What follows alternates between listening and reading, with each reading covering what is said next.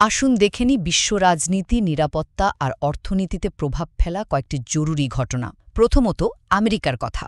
ওরা পাকিস্তানকে বেশ অত্যাধুনিক AIM-120C8 AMRAAM মিসাইল বিক্রির অনুমোদন দিয়েছে। জিনিসটা কিন্তু বেশ সফিস্টিকেটেড, মানে মাঝারি পাল্লার, আকাশ থেকে আকাশে ছোড়া যায়। আর এটা পাকিস্তানের F-16 যুদ্ধবিমানের ক্ষমতা আরও বাড়িয়ে দেবে। মানে এই মিসাইল নিজে নিজেই লক্ষ্যবস্তুতে গিয়ে আঘাত হানতে পারে, যে কোনো আবহাওয়ায়, এমনকি যদি টার্গেট চোখের সামনে নাও থাকে। প্রতিরক্ষা বিশ্লেষক রাহুল বেদি বলছেন, ভারতের কাছে কিন্তু ঠিক এর মতো ক্ষমতার মিসাইল আপাতত নেই। তো এটা ভারতের জন্য একটু চিন্তার কারণ হতেই পারে, বিশেষ করে যখন ভারত মার্কিন সম্পর্কটা একটু টানাপোড়েনের মধ্যে দিয়ে যাচ্ছে। দ্বিতীয়ত, ব্রিটিশ প্রধানমন্ত্রী কিয়ার স্টারমার এখন ভারতে, মুম্বাইতে, সঙ্গে 100রও বেশি ব্যবসায়িক প্রতিনিধি। উদ্দেশ্যটা কি? আসলে জুলাই মাসে যে বাণিজ্য চুক্তি হয়েছিল, সেই অনুযায়ী দুই দেশের মধ্যে ব্যবসা আর বিনিয়োগ বাড়ানো। ব্রিটিশ এয়ারওয়েজ বা রোলস রয়েসের মতো বড় বড় কোম্পানিগুলো ভারতের বাজারে আরও সহজে ঢুকতে চাইছে। আর অন্যদিকে ভারতের টেক্সটাইল, গয়না, এগুলো ব্রিটেন আরও সস্তায় পাওয়া যাবে। কিন্তু স্টারমার এটা পরিষ্কার করে দিয়েছেন যে ভারতীয় দক্ষ কর্মী বা ছাত্রদের জন্য ভিসার নিয়ম কিন্তু সহজ করা হচ্ছে না, যদিও ভারত এই ব্যাপারটা নিয়ে বেশ জোর দিচ্ছিল। আর অবশেষে গাজার পরিস্থিতি দেখুন। ওখানে যুদ্ধবিরতি আর হামাসের হাতে আটক ইসরায়েলি পণবন্দীদের মুক্তির জন্য মিশরে কথাবার্তা চলছে। তবে এটা সরাসরি আলোচনা নয়, মানে মধ্যস্থতাকারীদের মাধ্যমে হচ্ছে। আমেরিকার দূতরাও যোগ দিয়েছেন, এমনকি ডোনাল্ড ট্রাম্পের জামাই জারেড কুশনারও আছেন। আলোচনাটা চলছে ট্রাম্পের একটা 20 দফা শান্তি পরিকল্পনার উপর ভিত্তি করে। কর্মকর্তারা বলছেন তারা সতর্কভাবে আশাবাদী, মানে একটা আশা তো আছে। আচ্ছা, বন্দি বিনিময়ের একটা তালিকাও নাকি তৈরি হয়েছে, কিন্তু সমস্যা হলো হামাস চাইছে যুদ্ধের একটা পাকাপাকি সমাধান, সেটার গ্যারান্টি। শোনা যাচ্ছে এই সপ্তাহের শেষের দিকে হয়তো চুক্তির ব্যাপারে একটা প্রাথমিক সম্মতি হতে পারে। কাতার আর তুরস্ক এই মধ্যস্থতায় জড়িত। অর্থাৎ দেখতেই পাচ্ছেন, একদিকে গুরুত্বপূর্ণ ভূ-রাজনৈতিক চুক্তি, অন্যদিকে বাণিজ্য আলোচনা আর বেশ জটিল এক শান্তি প্রচেষ্টা। এই সব নিয়েই এখন বিশ্বমঞ্চ বেশ সরগরম।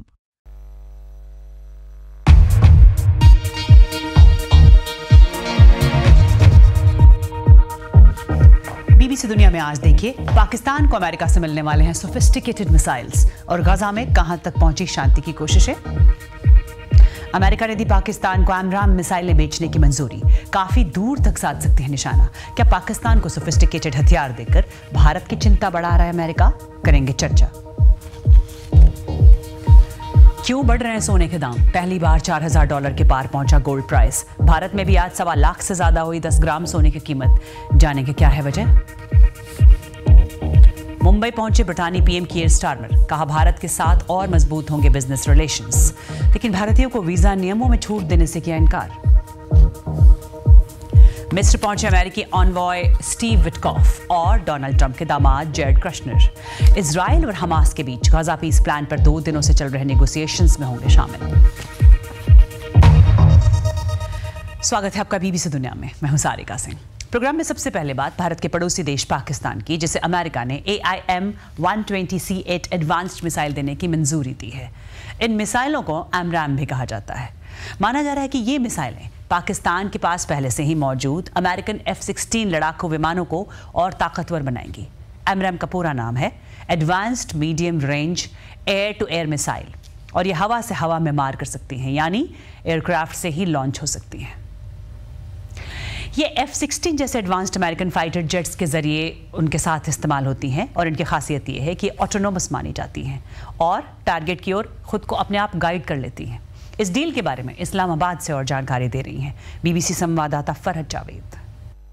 वॉशिंगटन ने पाकिस्तान को एक नई डिफेंस डील का हिस्सा बनाया है, जो कि अमेरिकी डिफेंस कंपनी रैथियन के साथ है, जो AMRAAM मिसाइल सिस्टम बनाती है, जो medium range air to air weapon system है। ये एयरफोर्स में जो F-16 फाइटर जेट्स हैं, उनमें ये मिसाइल सिस्टम यूज़ होता है, और ये मिसाइल सिस्टम अपनी एक्यूरेसी और परफॉर्मेंस की वजह से पहचाना जाता है। इस वक्त आर्गुएबली दुनिया में जो मोस्ट सोफिस्टिकेटेड मिसाइल सिस्टम्स हैं, उनमें एक इसको समझा जाता है, जो कि हर किस्म के मौसम में, दिन और रात में, और जो विजुअल रेंज है उससे बाहर भी ऑपरेट कर सकता है। पाकिस्तान के लिए डिफेंस डील काफ़ी इंपॉर्टेंट है। इससे ये साबित भी होता है कि पाकिस्तान और वॉशिंगटन के दरमियान जो डिफेंस टाइज़ हैं वो इम्प्रूव हो रही हैं, और पाकिस्तान के लिए इस डील का ये मतलब भी हो सकता है कि पाकिस्तान की जो एयरफोर्स की कैपेबिलिटीज़ हैं वो एक बहुत रिलायबल सिस्टम के इनकॉर्पोरेट होने के बाद इम्प्रूव कर जाएंगी। इससे पहले पाकिस्तान ने 2007 में इसी मिसाइल सिस्टम के जो अर्लियर वेरिएंट्स थे वो खरीदे थे अमेरिका से ही, और उसके बाद 2019 में जो इंडिया और पाकिस्तान का कॉन्फ्लिक्ट हुआ था उसके दौरान इंडिया ने ये क्लेम किया था कि पाकिस्तान ने अपने F-16 यूज़ किए और उनमें यही वेरिएंट यूज़ किया था इंडियन एयरक्राफ्ट को निशाना बनाने के लिए। पाकिस्तान ने उस वक्त इस क्लेम को डिनाई किया था और कहा था कि कोई F-16 इस्तेमाल नहीं किया गया। इस साल मई में जो इंडिया और पाकिस्तान के बीच कॉन्फ्लिक्ट हुआ था उसमें पाकिस्तान ने ये कहा था कि उन्होंने Chinese PL-15 missile system use किया था और इंडियन जेट्स को टारगेट किया था। जो ये नया एग्रीमेंट है पाकिस्तान और USA के बीच, इसके मुताबिक ये जो नया वेपन सिस्टम है ये पाकिस्तान को 2030 के करीब डिलीवर भी कर दिया जाएगा। और ये सब ऐसे वक्त हुआ है जो भारत और अमेरिका के रिश्तों में खिंचाव सा आया हुआ है। एक तो ट्रेड डील पर बातचीत फंसी है, फिर अमेरिका ने भारत पर भारी भरकम 50% टैरिफ लगाया हुआ है। अमेरिकी राष्ट्रपति डोनाल्ड ट्रंप पाकिस्तान को लेकर काफ़ी नरम भी दिखे हैं। पाकिस्तान के PM शहबाज शरीफ और फील्ड मार्शल आसिम मुनीर ने अमेरिका के राष्ट्रपति डोनाल्ड ट्रंप से मुलाकात भी की है। तो क्या ये पाकिस्तान के साथ अमेरिका के रूटीन की कोई डील है या भारत के लिए इसमें कुछ मैसेज भी है? कुछ देर पहले ये सवाल मैंने डिफेंस एक्सपर्ट राहुल बेदी से पूछा। ये हिस्टोरिकली स्पीकिंग ये बहुत बड़ी डील है। लगभग ये 40-41 बिलियन डॉलर की डील है और इसमें कोई 35 मुल्क हैं जिसमें Japan, Germany, Belgium, Saudi Arabia, Turkey और पाकिस्तान, इजराइल, ये सब हैं। तो ये एक मेरे को तो ये ऐसा लग रहा है कि हालांकि ये स्पेसिफाई नहीं हुआ कि पाकिस्तान को कितनी मिसाइल्स मिलेंगी, मगर ये पाकिस्तान को आउट ऑफ टर्न थोड़ा फेवर हो रहा है और उसकी जो ये मिसाइल है उसकी कैपेबिलिटी जो है काफ़ी हद तक बढ़ेगी और ये पाकिस्तान की जो F-16 फ्लीट है उसके ऊपर ये ऑपरेशनलाइज की जाएगी। जिस तरह से अमेरिका की मदद से पाकिस्तान को ये सोफिस्टिकेटेड हथियार मिल रहे हैं, अमेरिका का एयर डिफेंस सिस्टम माना जा रहा है भारत पाकिस्तान का मजबूत होगा इससे क्या भारत की फिक्र बढ़ सकती है? भारत को इसे कैसे देखना चाहिए? हिंदुस्तान के पास आज की तारीख में इतनी कैपेबल मिसाइल्स नहीं है। हिंदुस्तान के पास लगभग 3 मिसाइल हैं। एक तो फ्रेंच मिसाइल है मीटियोर, दूसरी एक इजरायली मिसाइल है डर्बी और तीसरी एक इंडिजिनस मिसाइल, आत्मनिर्भर मिसाइल है जिसका नाम है अस्त्रा मार्क 1। तो इन लगभग इनकी जो रेंज है ये 100 और 120, 130 किलोमीटर की रेंज अप्रोक्सीमेटली है इनकी। और दूसरी बात है जो ये AIM-120 है, ये मिसाइल एक नो एस्केप जोन देता है टारगेट्स को। इसका मतलब ये है कि एक बार ये टारगेट पे लॉक इन हो जाए तो वो टारगेट को छोड़ता नहीं है, उसको नष्ट करके ही ये इसकी मिशन पूरी होती है। तो भारत के पास ऐसी कोई मिसाइल सिस्टम नहीं है। तो भारत को भारत की जो इंडियन एयरफोर्स है उसको इसका सोचना पड़ेगा और इसका काउंटर इनको बहुत जल्दी ढूंढना पड़ेगा।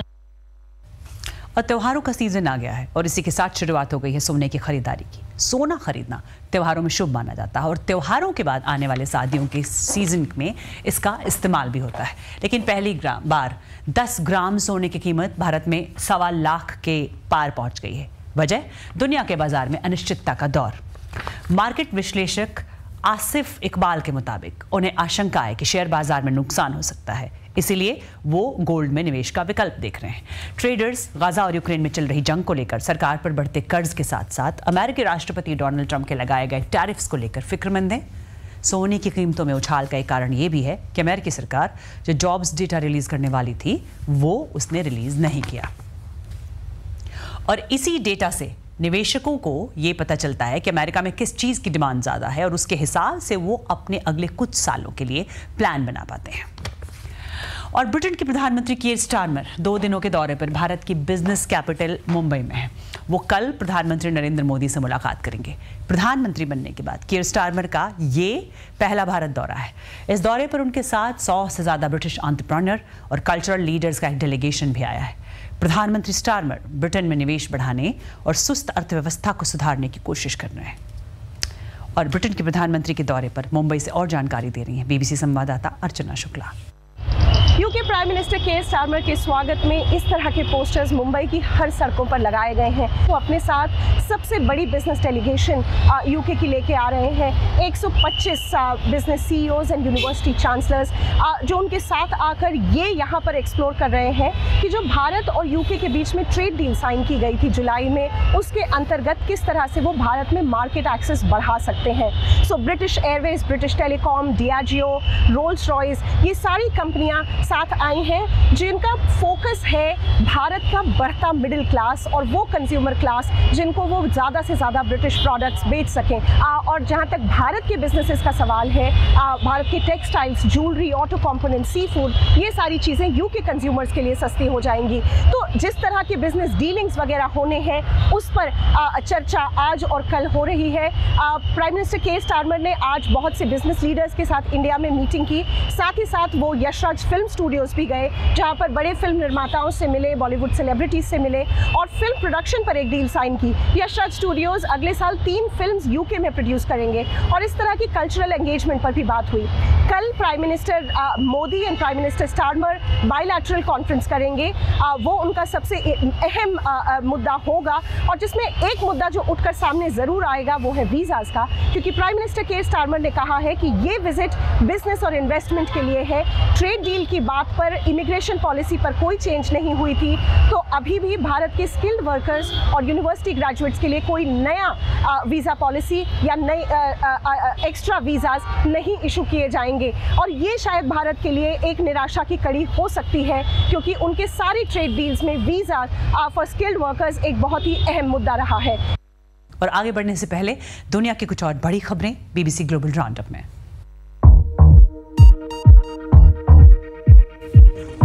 यूक्रेन की बॉर्डर के पास के एक गांव में मिसाइल हमले में 3 लोगों की मौत हुई है। रूस के बेलगोरोद रीजन के गवर्नर ने यह जानकारी दी है। उनका कहना है कि रेस्क्यू वर्कर एक इमारत के मलबे में फंसे लोगों की तलाश कर रहे हैं।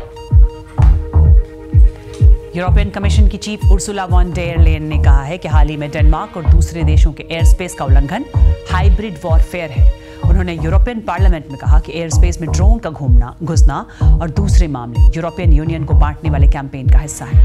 हालांकि उर्सुला वॉन डेर ने एयर स्पेस के उल्लंघन के लिए रूस को जिम्मेदार नहीं ठहराया है। दरअसल डेनमार्क ने एयर स्पेस के उल्लंघन के लिए रूस पर आरोप लगाया था। अमेरिकी राष्ट्रपति डोनाल्ड ट्रंप ने इमिग्रेशन के खिलाफ अभियान छेड़ा है। इसी के तहत शिकागो में सैकड़ों नेशनल गार्ड्स की तैनाती की गई है। शहर के मेयर और इलिनॉय के गवर्नर ट्रंप के इस कदम के खिलाफ है। उनका कहना है कि यह संविधान का उल्लंघन है और राज्य के अधिकारियों में दखलंदाजी है। ट्रंप ने शिकागो को वॉर जोन कहा था। दरअसल यहाँ फेडरल इमिग्रेशन ऑफिसर्स के खिलाफ प्रदर्शन हुए थे। ट्रंप ने इससे पहले लॉस एंजलिस और वॉशिंगटन डीसी में भी नेशनल गार्ड्स भेजे थे।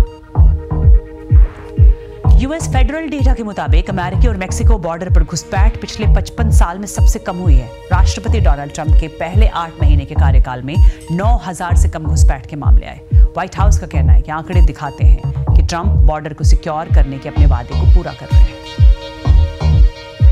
इस साल केमिस्ट्री का नोबेल सुसुमु कितागावा, रिचर्ड रॉबसन और उमर यागी को मिला है। तीनों को मेटल ऑर्गेनिक फ्रेमवर्क्स के डेवलपमेंट के लिए नोबेल मिला है। और इजराइल और हमास के बीच हो रही इनडायरेक्ट बातचीत को ज्वाइन कर रहे हैं अमेरिकी ऑनवॉय स्टीव विटकॉफ और राष्ट्रपति ट्रंप के दामाद जैरेड कश्नर, जो इसके लिए आज मिस्र पहुंचे हैं। दरअसल अमेरिकी राष्ट्रपति डोनाल्ड ट्रंप ने गाजा के लिए 20 पॉइंट्स का एक पीस प्लान सामने रखा था, जिसमें गाजा में सीज फायर के साथ ही हमास के कैद में बचे हुए सारे इजरायली बंधकों की रिहाई की मांग शामिल थी। मिस्र के शहर शर्म अल शेख में इसी सोमवार को इजराइल और हमास के नुमाइंदों में इस पर बातचीत शुरू हुई, जो अब तक बेनतीजा रही। और हमास के एक ऑफिशियल का कहना है कि दोनों ही पक्षों ने फलस्तीनी कैदियों और इजरायली बंधकों की एक लिस्ट बना ली है, जिन्हें बातचीत कामयाब होने की सूरत में रिहा किया जाएगा। हमास को राष्ट्रपति ट्रंप से गारंटी भी चाहिए कि किसी भी किस्म की डील जंग को पूरी तरह खत्म करेगी। फिलहाल उनके बीच बातचीत चल रही है, लेकिन हम ये गारंटी दे सकते हैं कि जैसे ही ये डील होगी, जो भी मुमकिन होगा हम वो करेंगे। हमारे पास बहुत ताकत है और हम पूरी कोशिश करेंगे कि हर कोई डील की शर्तों को माने। और इस बातचीत पर और जानकारी दे रही हैं यरूशलेम में मौजूद बीबीसी संवाददाता योलान nail. Israeli media are quoting Israeli officials who say they are cautiously optimistic that agreement. Israeli media Israeli officials के हवाले से कह रही है कि उन्हें उम्मीद है कि बचे हुए बंधकों की वापसी और जंग खत्म करने को लेकर समझौता हो जाएगा, लेकिन सभी पक्ष वार्निंग दे रहे हैं कि रुकावटें किसी भी वक्त आ सकती हैं।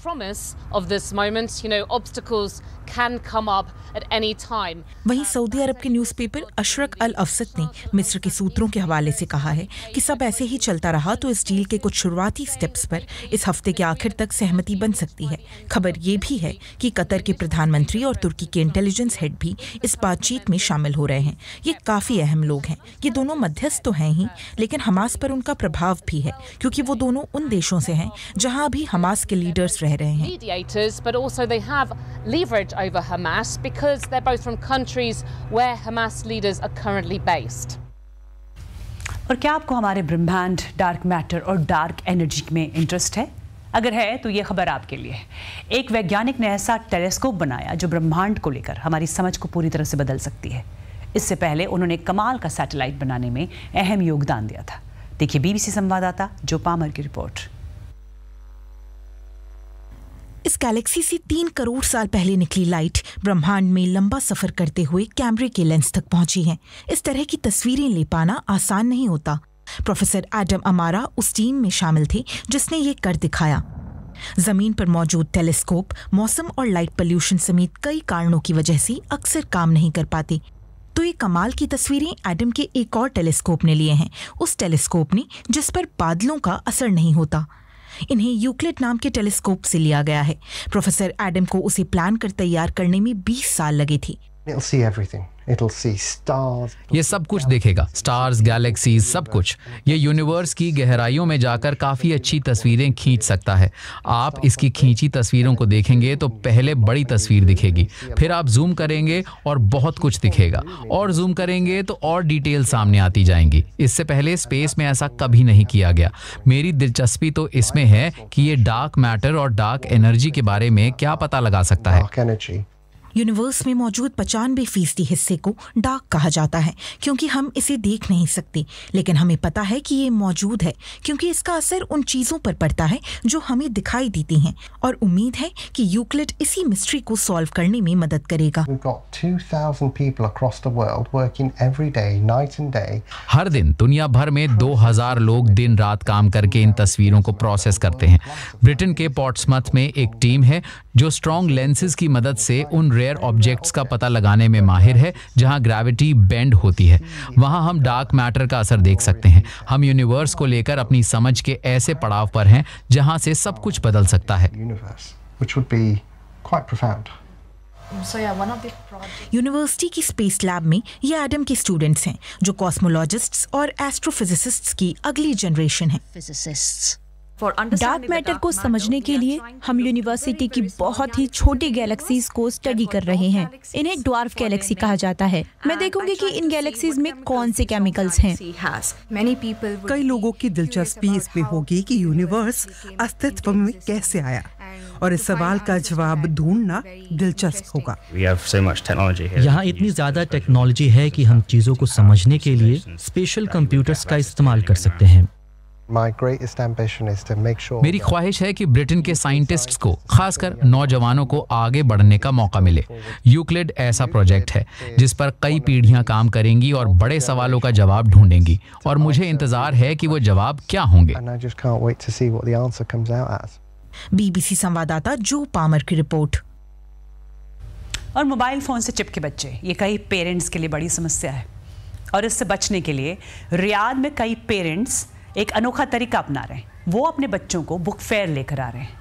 वहाँ यह इंटरनेशनल बुक फेयर चल रहा है, और आयोजकों की कोशिश है कि इसके जरिए किताबों और बच्चों के बीच एक अलग सा रिश्ता बने।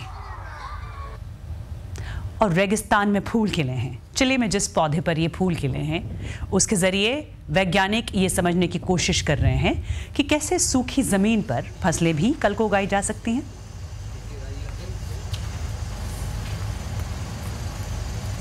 और बीबीसी दुनिया में फिलहाल इतना ही। कार्यक्रम को लेकर आप मुझे फीडबैक दे सकते हैं। एक्स पर मेरा हैंडल है @BBC Sarik।